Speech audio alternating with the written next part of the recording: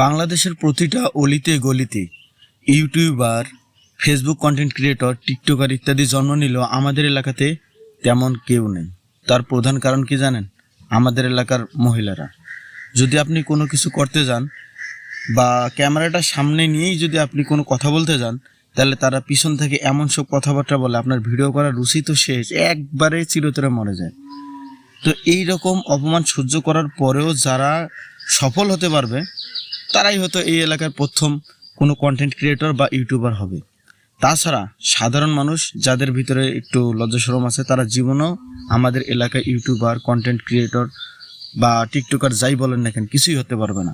কারণ আমাদের এলাকার লোক বেশিরভাগই একটা জিনিস খেয়াল করলাম, সেটা হলো এরা নিজেরা কিছু করবে না, এবং কেউ যদি কোনো কিছু করতে যায় তাহলে এরা সারাটা দিন ধরে তারে নিয়ে সমালোচনায় ব্যস্ত।